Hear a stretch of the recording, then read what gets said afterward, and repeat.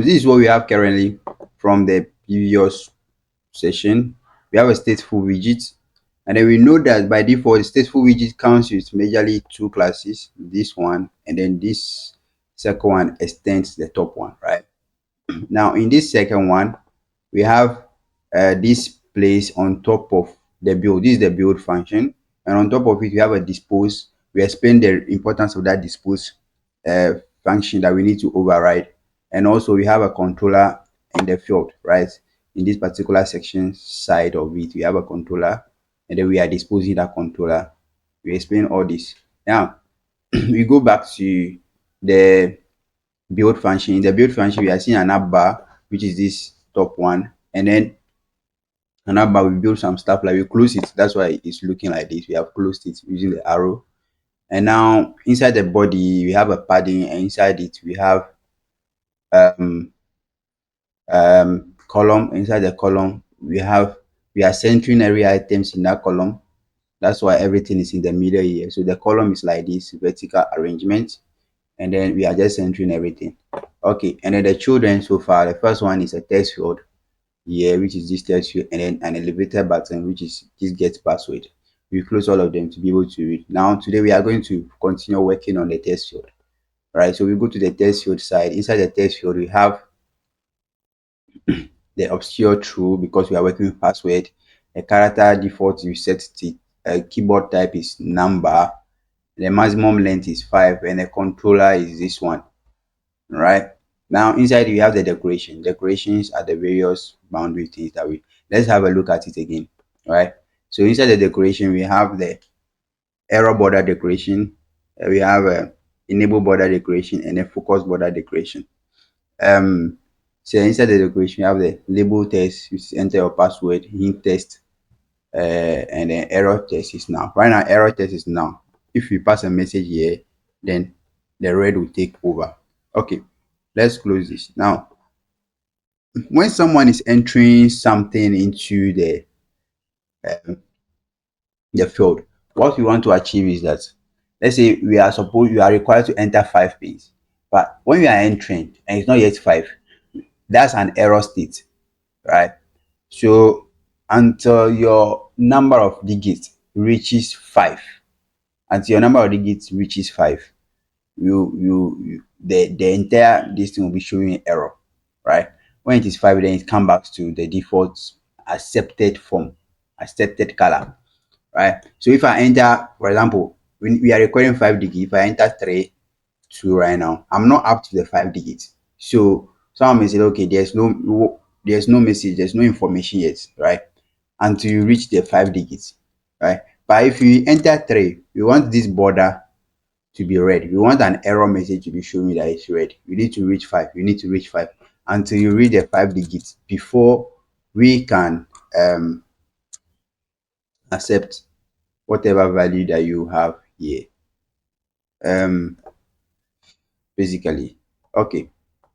So let's see. Yeah. Now let's look at something. We need to be working with. We have to go to so this is the decoration, right? So inside at the text field side, right? Let me remove. So the decoration we are going to close. We are not going to work inside it.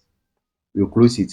And at the text field side, text field level, right? The argument of text field. We are going to add another argument, which is on change, unchanged. That's it, unchanged. And this one is usually a function, and then the function argument is value, and it needs to end with this. See, and then we need to add a comma, definitely. So this unchanged, this thing, what's happening is that whenever you type a new value, whenever a value changes in the box, we are going to run a function that will do something. Basically, that's what it does. So whenever any keystroke, you type something, and then let's say you type 1 first, you type 2, you type 3. That's every time the value is changing from the previous one to a new one, right? Whether you are deleting 2 or you are adding 2, both the same. So what we do is that when that thing is happening, we need to run a particular function or update something immediately to give you an information, because you are typing. So we need to tell you that, okay, this is the error. You need to reach 5. You need to reach 5. Okay. So Remember the state of the unchanged or unchanged. This one is always value, right? By default is value. So you need to type value inside here. It should be like this, and then your curly brackets follows, right? And the curly bracket follows. So this is the state of our unchanged argument, right? Now inside this curly bracket, you can open it. Let's open it and then write something. So what we are going to do is that we are going to be working with the terminal. When the person types anything, we want to be printing it here. So once a value change, we want to print it inside the terminal for now. And to print, we say we use debug print, right? So we are going to say value, let's say current value is then dollar value. The dollar sign is to call the variable value. This variable value, that this argument value that we are having here, is what we are calling inside the string. And we went through, we have explained why we are using the dollar value. So right now, what we are going to do, once any value change, once anything the text field has changed, that's the meaning of unchanged, then we will capture the current value, and that current value is what we are going to print. So we have control over what happens inside this, right? So basically, let's refresh this thing, and then let's be looking into the terminal here, right? So we are now starting. I've opened it, right? Look into the terminal. Let's look into the terminal here. So let me enter 1. You see, you see the current value is 1. So let me enter another thing. The current value is 1R. The current value is 1RT and other. So we have captured all the other values, right? I've entered 5 values, right? So now let me try to delete some. Um, yes, you see 1RT to 1R. So you can even delete 1, then I delete this one. The current value is nothing, right? You can add another thing and to follow up. So this one is always capturing the current value. But what we want to do is that we want to tell the person that when the value, so we are going to check something. So we are going to use a current kind of if statement, right? So we are going to get the size of, I'm going to call an integer, a variable called an integer size or length. Let's say value length, value underscore, okay, value size, yeah, okay, value size equals to the value dot length. You see what's happening? So this value that we capture here, I'm creating a new variable inside my unchanged, right? Inside that variable, what I'm doing is I'm saying, okay, this is the value argument, right?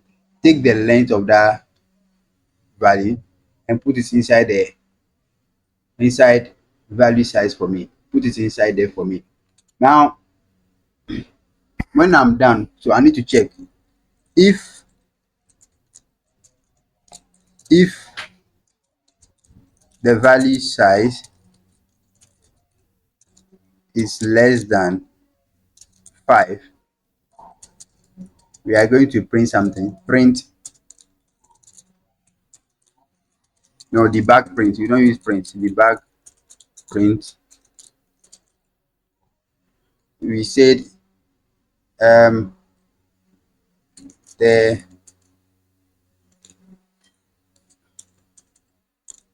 let's leave a message for them that okay, they need to reach 5 characters, should be 5 in number. Basically, that's what we are going to do. Else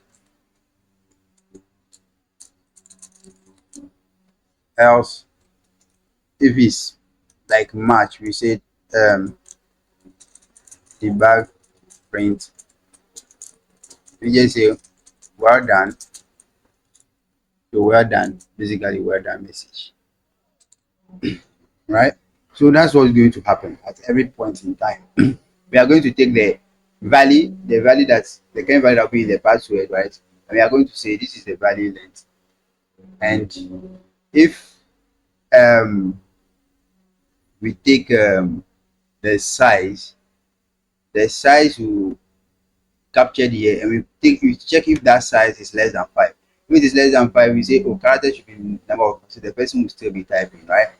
Else we are going to debug and say, well done. Okay, let's refresh that and see what we have. So we have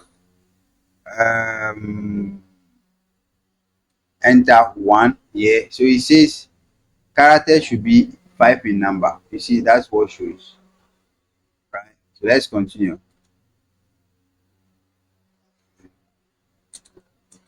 Anytime I'm typing and it's not yet up to 5, that's what goes on. You see, well done. What that means that okay, the size is enough, so it's now up to 5. 1, 2, 3, 4, 5. So you see, well done. Let me clean it and see. Character should be 5 in number. Clean it should be 5 in number. But we don't want it to be showing here. We want it to be showing as error message to the users. We want it to show as error message to the user so that they will be prompted, not be shown here. So when it's an error message, this whole thing will be read until when it reaches 5, then it will how do you call it, move on, right? So now what do we say? Let's go to create. We need to put a message value for error. We say error. Where do you put error? The error message the creator is going to be inside the decoration. So let's open the decoration now. See, the error text is null for now, right? But whatever values, so we want it to be able to communicate with our unchanged value communication, so that based on whatever message we have here, it is instead printed here for this guy. Okay, this means that for the error text to disappear, this place has to be null, right? For the error text to not show, to not have effect, for the error text not to have effect, or error border not to have effect, the error text should be null. This simply means that when we reach 5, we should return null to the error text. We should return null to the error text, right? So for us to do that, we need to go to the top. Let's create a variable that will be used by the error variable. So I'm going to say string string comma, it accepts now, right? um error message. Yeah, so error message is what we are keeping here, so we can accept now. That's why we're putting the question mark there. The basis of that will explain to you why we did that. Now we are going down to here. Down we are going to say error message. So that error message that we created, you see what we created is in this field. This on top of the build function where every controller and dispose everything. That's what we are doing. And the build function, we'll be using them in the build. So when I came to the build, you can see I'm using it as the error message, right? Let's refresh now.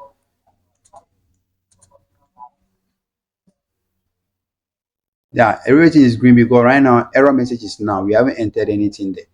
So now in our unchanged function here, unchanged value here, we need to make use of that. So what we are going to do is that if the value size is less than 5, we are not going to do this. We are not going to print this.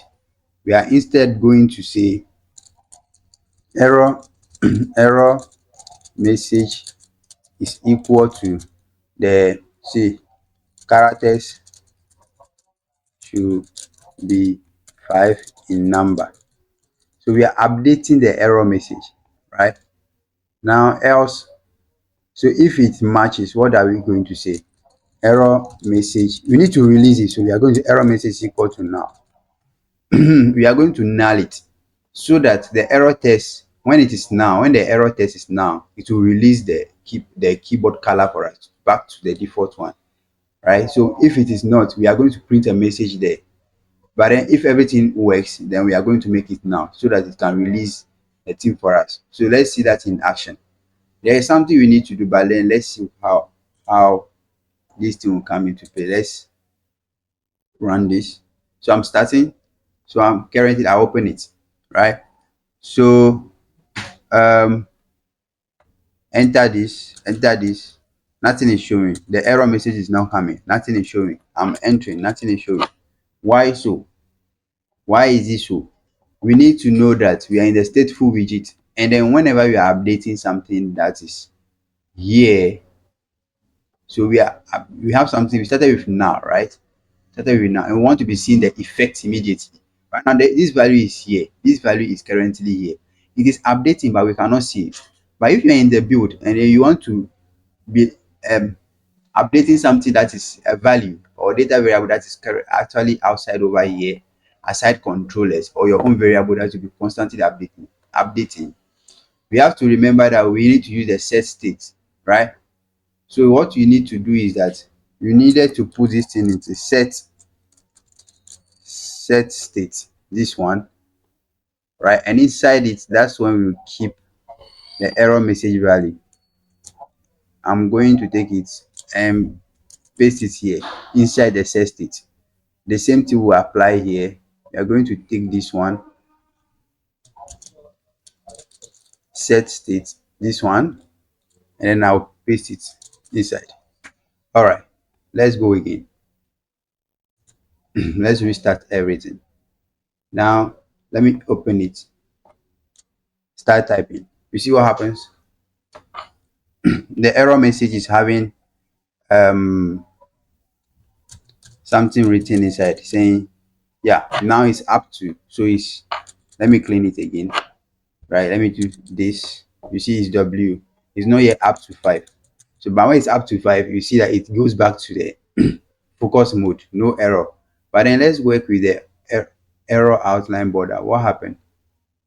So border side is this. You have the error text. So error border, we're supposed to have everything sorted, right? Let me see. Border side, border side. Okay, let me do R. We are restarting, and I print. So it's showing the error message until this thing. The issue now is that our outline border is not showing when it is an error, meaning this thing is not coming.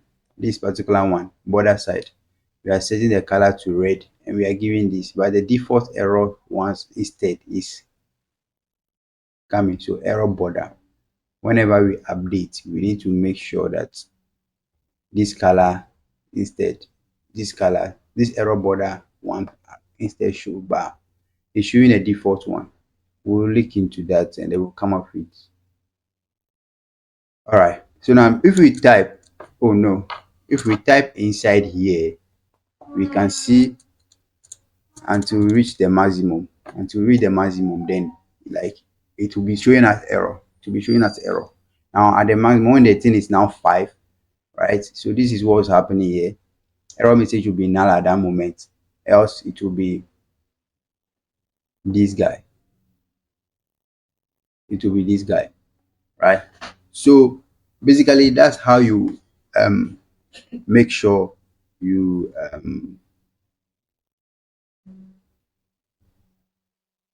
let me, let's go here, and then inside, because the error this thing is not showing, so it's working with this border,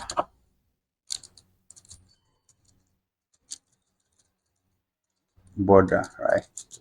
Outline input border. If I add this border side, so border side again is colors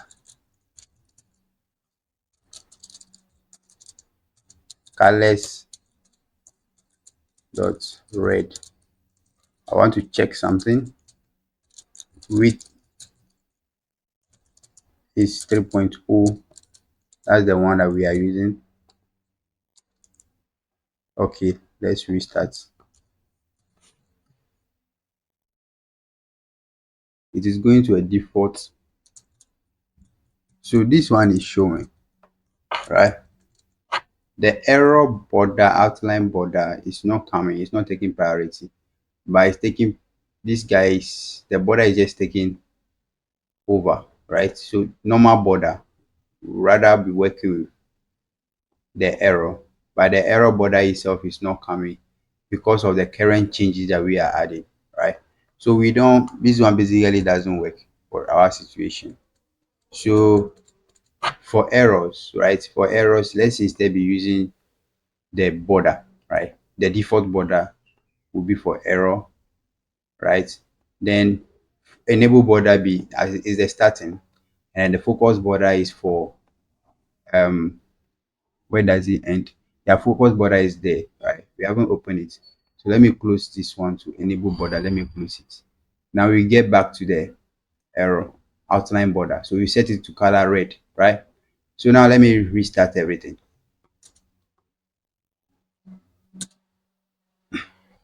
All right. So this is the beginning. So we are the enable border because you haven't clicked on it. So enable border. And once I click on it, what happens is now we haven't started entering values. When I started entering value, you see, it's saying characters should be 5 in number. That error message that we have here, error message is here, right? We have here is the one being printed, right? So I'm setting it. When it reaches 5, then it goes away. The error goes away. That's how when you are entering password, you haven't entered something, it will be checking. But when something is correct, then when the whole thing is correct, then the error will go. That's the effect, responsive um test field with error, right? You see how when we are entering the error because of this unchanged value. So the unchanged value allow us to control that, right? So you can control that the value itself. This one usually for password and email, where you are looking for some specific length, or you can do it for all the field that you may want. Once the person is typing, then you can see once the person is typing, then you'll be able to notify them that. Okay, so that's how the unchanged value work for this. We will capture another concept in the next session.